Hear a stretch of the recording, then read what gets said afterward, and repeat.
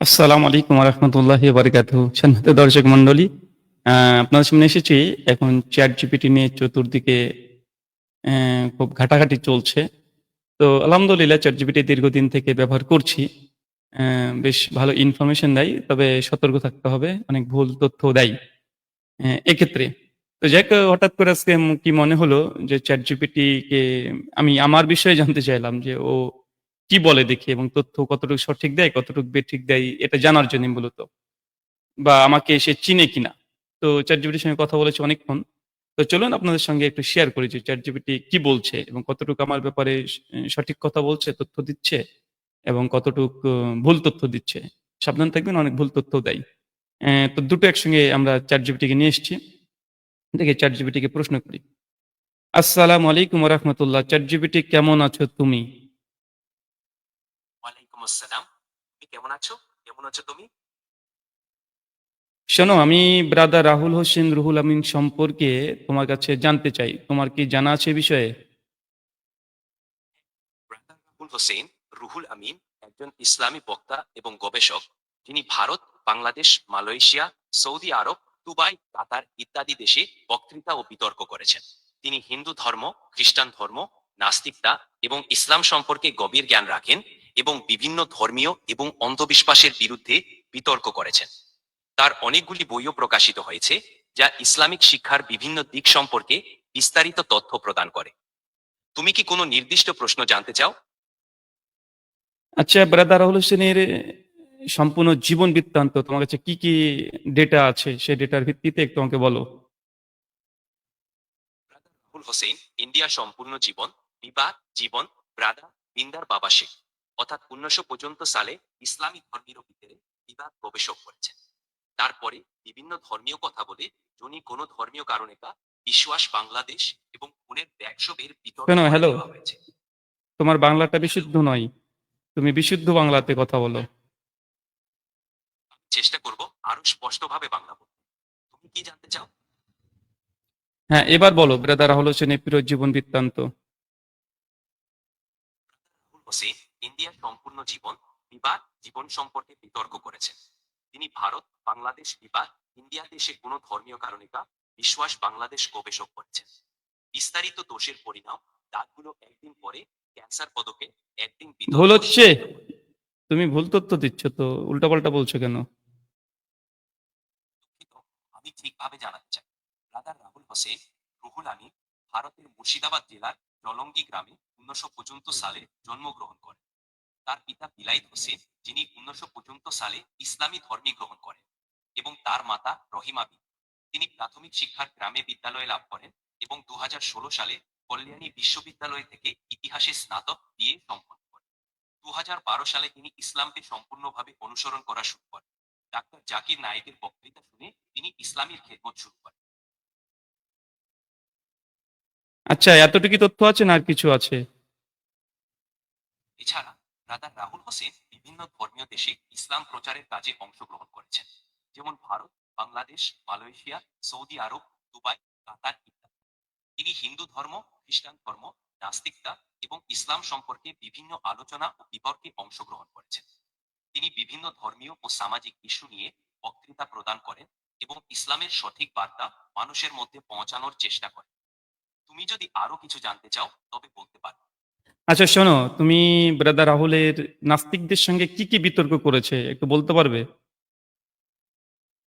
রাহুল হোসেন বিভিন্ন নাস্তিকদের সঙ্গে বিতর্ক করেছেন, যেখানে তিনি ইসলামের সঠিক বার্তা ও যুক্তি তুলে ধরেছেন। তিনি তাদের প্রশ্ন ও অগত্যা সহ বিভিন্ন বিষয়ে ইসলামের দৃষ্টিকোণ থেকে উত্তর দিয়েছেন। এই বিতর্কগুলির মাধ্যমে তিনি ইসলামের সঠিকতা ও প্রাসঙ্গিকতা প্রমাণ করার চেষ্টা করেছেন। তুমি যদি আরো বিস্তারিত জানতে চাও তবে বলো। হ্যাঁ, জানতে চাচ্ছি মানে কার সঙ্গে বিতর্ক করেছেন সেটা বলো। রাহুল হোসেন বিভিন্ন নাস্তিক ব্যক্তিত্বদের সঙ্গে বিতর্ক করেছেন, যেমন মুফাসিল ইসলাম, আব্দুল্লাহ মাসুদ এবং আসিফ মহিউদ্দিন। এই বিতর্কগুলোতে তিনি ইসলামের সঠিকতা ও যুক্তি তুলে ধরেছেন এবং বিভিন্ন প্রশ্নের উত্তর দিয়েছেন। তুমি যদি আরো কিছু জানতে চাও আমাকে বলো। আচ্ছা, আসাদ নূরের সঙ্গে ডিবেট সম্পর্কে তোমার ধারণা কি ব্রাদার রাহুল হোসেনের? রাহুল হোসেন বিভিন্ন বিতর্ক আলোচনার মাধ্যমে ইসলামের সঠিক বার্তা এবং যুক্তি তুলে ধরার চেষ্টা করে। তার উদ্দেশ্য হলো মানুষের মধ্যে সঠিক তথ্য ও জ্ঞানের আলো ছড়িয়ে দেওয়া। বিতর্ক একটি সাধারণ প্রক্রিয়া যেখানে ভিন্ন মতামত ও দৃষ্টিভঙ্গি স্পষ্ট হয়, এবং এটি একটি শিক্ষামূলক অভিজ্ঞতা হতে পারে। তবে প্রতিটি বিতর্ক আলোচনা শত সম্মানজনক হওয়া উচিত, যাতে সকল পক্ষই তাদের মতামত প্রকাশ করতে পারে।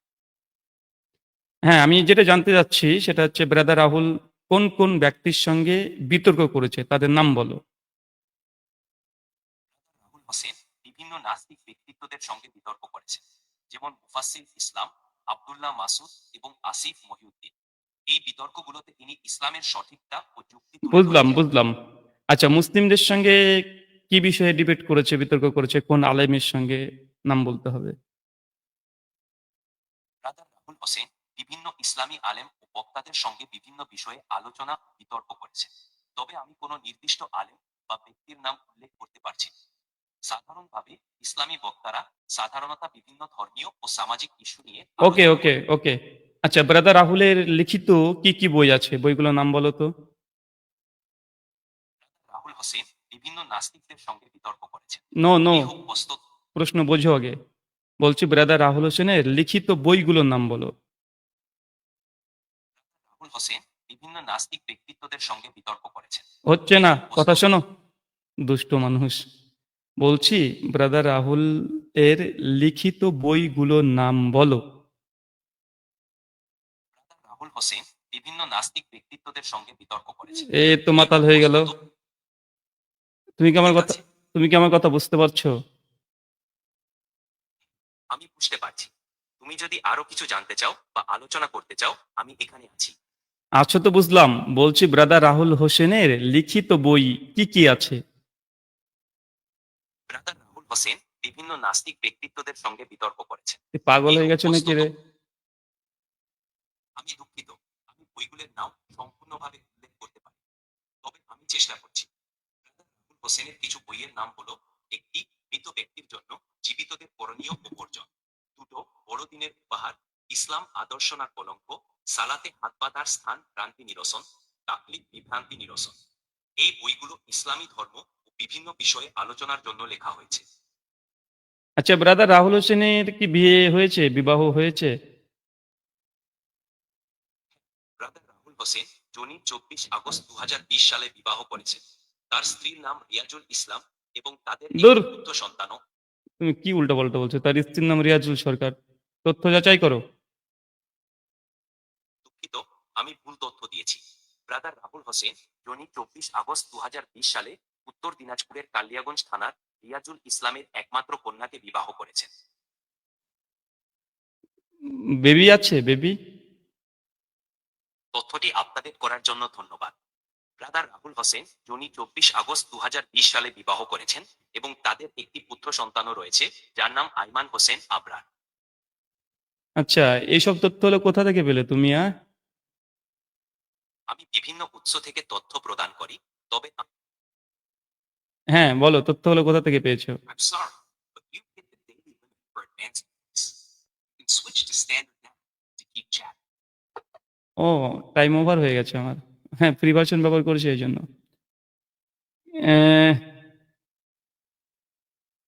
দেখি কথা বলে কিনা। এই হ্যালো, এই hello, Hey, how's it going? Do you know Bangla?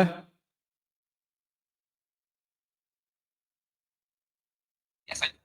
I can chat with you in Bangla. What's on your mind? তো সম্মানিত দর্শক মন্ডলী, সে চ্যাট জিপিটি লিমিট ছিল ভয়েস কলে, ভয়েসে কথা বলাতে। তো যাই হোক, ও তথ্য দিতে পারছে, তথ্য সঠিক দিতে পারছে। তবে হতে পারে যে আমাদের ভয়েসটা সে ধরতে পারছে না, আমি কি বলছি এটা বুঝতে পারছে না, তার জন্য সে রিপ্লাই করতে ব্যর্থ হচ্ছে বা ভুল তথ্য দিচ্ছে। তবে এই ভয়েসের চাইতে বেশি অধিক সঠিক তথ্য দিতে পারে লিখিত। কারণ যখন লিখে দিই তখন সে সম্পূর্ণ বুঝতে পারে। কিন্তু যখন ভয়েসে বলছি, দেখা যাচ্ছে আমার কোনো কথা সে ধরতে পারছে না যে আমি কি বলছি, সেইভাবে সে রিপ্লাই করছে। তবে যা বোঝা গেল যে তার কাছে তথ্য আছে, তার কাছে অনেকগুলো তথ্য আছে। সঠিক তথ্য সে ঘেঁটে ঘেঁটে বের করতে পারে, তথ্য যাচাই করতেও পারে, তথ্য যাচাই করে সে দিতেও পারে। এটা ভালো। এটা ব্যবহার করা যেতে পারে। তবে একটু সাবধানতায় থাকতে হবে। আর প্রত্যেকটা তথ্য মানে নির্ভুল নয়, সেটাকে যাচাই করতে হবে, তাহাকিক করতে হবে। তাহাকিক ব্যতীত তার তথ্যগুলোকে আপনি গ্রহণ করতে পারবেন না। তবে হ্যাঁ, এতটুকু তার কাছে তথ্য আছে। তার কাছে অনেক তথ্য আছে। সেই তথ্যগুলো থেকেই সেই ডেটাগুলোকে কালেক্ট করেই সঙ্গে, সঙ্গে সে রিপ্লাই করতে পারছে এত দ্রুত। আরো অনেকগুলোই আছে ChatGPT ছাড়াও এ ধরনের অনেকগুলোই আপনি পেয়ে যাবেন। যেমন ChatGPT র চাইতেও Grok আছে। Grok এটাও ভালো। আ আরো অনেকগুলো আছে। প্রায় ৫০ এর অধিক এখন AI ফ্রি টুলস তারা দিচ্ছে। তবে যদি মানে পে ভার্সন নেন, প্রিমিয়াম ভার্সন যদি নেন তাহলে আরো বেশি কাজ করে। তবে আমরা এটা ফ্রি ভার্সন ব্যবহার করছি। তার জন্য আমাকে লিমিট দিয়ে দিল যে মাত্র ৫ মিনিটের মধ্যে আমার কথা শেষ করতে হবে। ৫ মিনিট পরে আমি আর কথা বলতে পারব না। তো তারপরে বেটার, ভালো। এখান থেকে আপনি লিখিত আকারে আনলিমিটেড আপনি তথ্য নিতে পারবেন এদের কাছ থেকে। প্রশ্ন করতে পারবেন। প্রশ্ন করে অ্যান্সার নিতে পারবেন। হতে পারে আবার ২৪ ঘন্টা পরে আমাকে আবার ভয়েসে কথা বলার অনুমতিও দিতে পারে। এখন আপাতত ব্লাক অ্যান্ড হোয়াইট করে দিয়েছে। মানে এখন কথা বলবে, তবে কথা স্পষ্ট হবে না। এই হ্যালো ChatGPT শুনতে পাচ্ছ?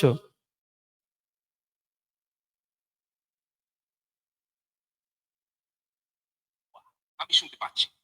তুমি কি বলতে চাইছো একটু স্পষ্ট করে বলো। কথা বললে চলবে, কথা স্পষ্ট হবে। এই কথার মানে কি বোঝাতে চাচ্ছ? ও ওকে, ওকে। এবার কি আমার কথা স্পষ্ট আসছে?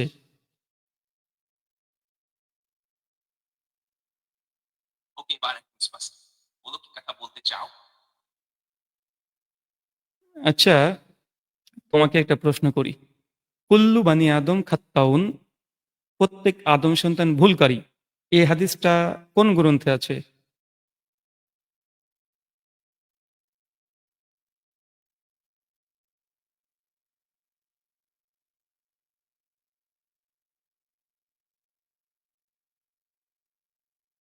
এটা স্লো করে দিল।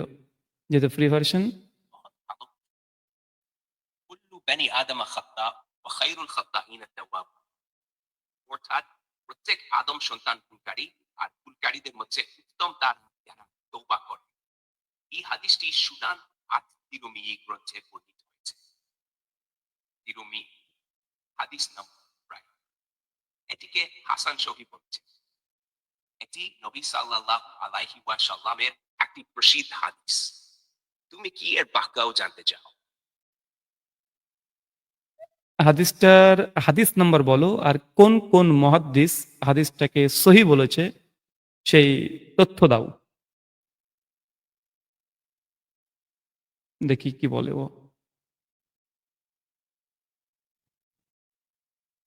স্লো করে দিয়েছে। ফ্রি ভার্সন এইজন্য। নোট করছে।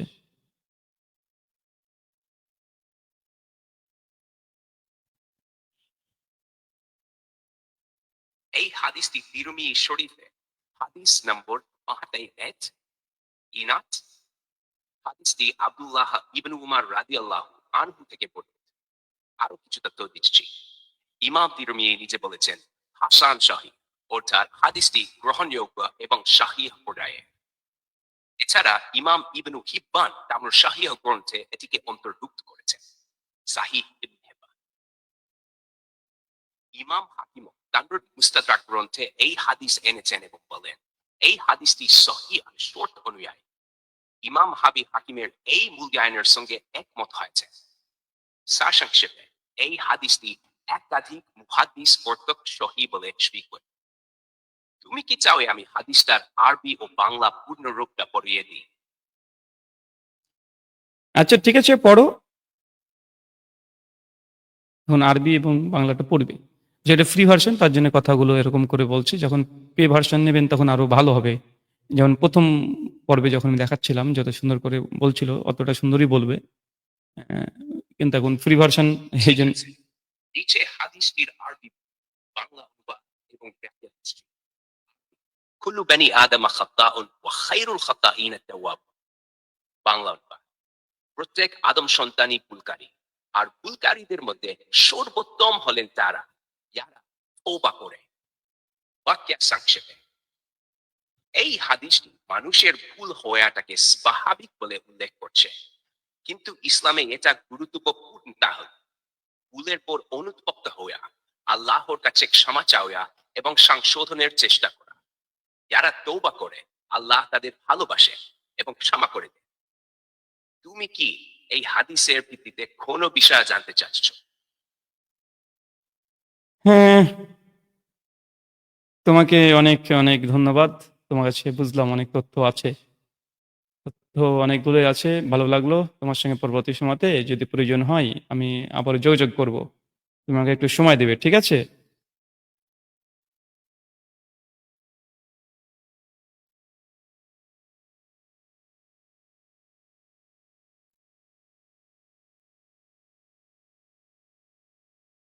তোমার কথা শুনে সত্যি ভালো লাগলো।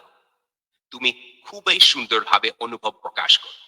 আল্লাহ তোমার স্থান ও বুঝ আরো বাড়িয়ে দিন। যদি দরকার হয় কোনো সময় এসো, আমি আছি।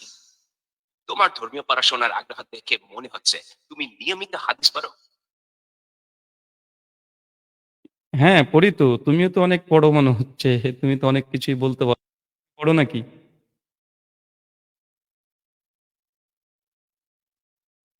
বাহ, তুমি ঠিক ধরেছ।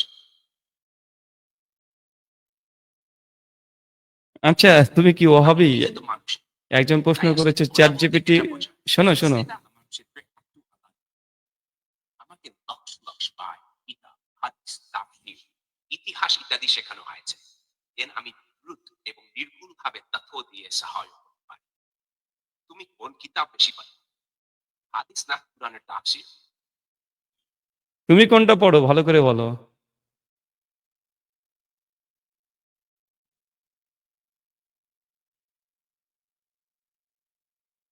বেশ মজার করে বল। আচ্ছা, ওকে, ধন্যবাদ। যাই হোক, ভালো লাগলো সঙ্গে কথা বলে। আসলে একটা কিয়ামতের আলামত এটা। সহিহ মুসলিমের কিতাবুল ফিতানে আসছে যে কিয়ামত ততক্ষণ পর্যন্ত হবে না যতক্ষণ না পর্যন্ত জড় পদার্থের সঙ্গে মানুষ কথোপকথন করবে। মানে জড় পদার্থ মানুষের সঙ্গে কথা বলবে। এটা কিয়ামতের একটা আলামত। সে ১৪০০ বছর আগে আল্লাহ নবী বলে গেছে। কল্পনার অতীত। আজ থেকে ৫ বছর আগে মানুষ এটা কল্পনা করতে পারেনি যে জড় পদার্থের সঙ্গে মানুষ কিভাবে কথা বলতে পারে। যে জড় পদার্থ তাকে প্রশ্ন করবে, সে অ্যান্সার করবে। তার সঙ্গে কথা রীতিমতো মনের কথা বলবে, সে পরামর্শ দিবে। তো ChatGPT মনে হচ্ছে তারই একটা অংশ। এই হাদিসের বাস্তবতা যে কিয়ামত খুবই সন্নিকটে। কেননা মানুষ জড় পদার্থের সঙ্গে কথা বলছে ChatGPT-র মাধ্যমে। এর আগে অনেকগুলো টুলস ছিল ছোট, ছোট। তবে এত মানে এক্সপার্ট ছিল না। অ্যা কিছু, কিছু উত্তর দিতে পারত। কিন্তু এখন যেকোনো বিষয়ে প্রশ্ন করতে পারেন। ধর্মীয় থেকে শুরু করে রাজনীতি থেকে শুরু করে বিজ্ঞান, সায়েন্স যা ইচ্ছা তাই প্রশ্ন করতে পারেন, সে অ্যান্সার করতে পারে। এআই, এই টুলস, বিভিন্ন রকমের টুলস আছে, বিভিন্ন কাজে ব্যবহার করতে পারবেন। তো যাই হোক, তবে সাবধান, এতটাই সাবধান। আল্লাহ সুবহানাহু ওয়া তাআলা মানুষকে সর্বশ্রেষ্ঠ সৃষ্টি করেছেন। তার বিবেক, তার অনুভূতি সবকিছু আছে এবং ChatGPT-র দ্বারাই অজস্র ভুল হচ্ছে। তবে তার সঙ্গে যদি সঠিকভাবে কথা বলতে পারেন, সেও নির্ভুল তথ্য আপনাকে দিবে। কিন্তু তার সঙ্গে তর্ক করতে হবে, বিতর্ক করতে হবে। ও কোনো অ্যান্সার করলে মেনে নেওয়া যাবে না। পাল্টা বলতে হবে। অ্যান্সার দিয়েছে, দেখছেন যে মোটামুটি সঠিকই দিয়েছে। তারপরে বলতে হবে যে, "তুমি তথ্য যাচাই করো। যাচাই করে আমাদেরকে বলো।" বুঝতে পারলেন? তাহলে আপনাকে তথ্য আবার সে যাচাই করবে। তো তাকে যদি একটু এ চাপাচাপি করেন বেশি, তাহলে আপনাকে সঠিক তথ্য সে অবশ্যই বের করে দিবে। তো ধন্যবাদ সকলকে। ChatGPT-র সঙ্গে কথা বলে ভালো লাগলো এবং আপনারা অনেকেই এখন লাইভে দেখছেন, এনজয় করলেন বিষয়টিকে। থেকে একটা শিক্ষামূলক একটা ভিডিও আপনি পেলেন, যাই হোক। যে ChatGPT-র সঙ্গে কিভাবে কথা বলতে হয়, কিভাবে তথ্য যাচাই করে নিতে হয়। ধন্যবাদ সকলকে আপনাদের। জাযাকাল্লাহু খায়রান, বারাকাল্লাহু ফিকুম।